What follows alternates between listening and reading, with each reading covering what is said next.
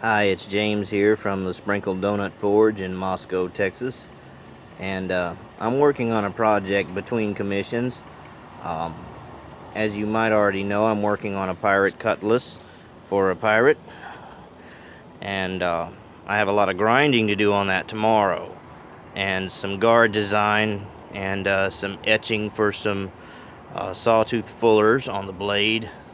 But I'm not doing that today. I set tile today, so what I've done is I've straightened out a piece of coil spring.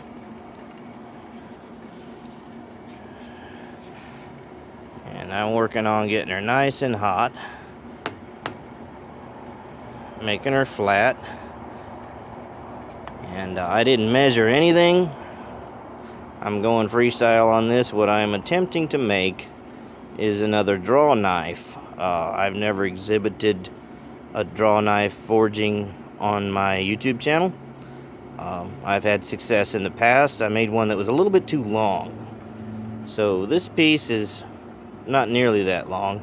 Of course, as you know, you have to form the blade portion, and the ends will be drawn into a small curved piece that will penetrate the wooden handles and be riveted on the bottom with a steel cup. That's the traditional way of making a draw knife.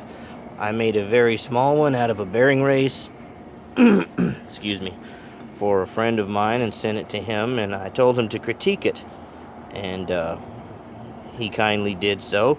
He told me that it needed a little bit of a pitch on the blade, and after receiving an antique draw knife from my father as a gift, I realized, yes, it does have a little bit of a pitch, and it needs that to function properly.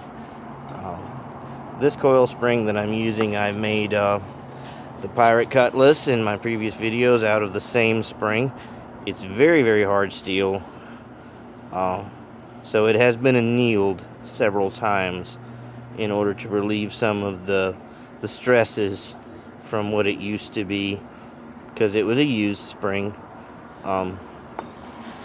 So what I'm going to do is work on this thing, and when I get it into a basic flat bar shape where it's ready to draw the ends out, I will make a video outlining how I draw those out and bend them around, and by that time you'll have something to look at. Right now you would just be watching a lot of beating, heating and beating.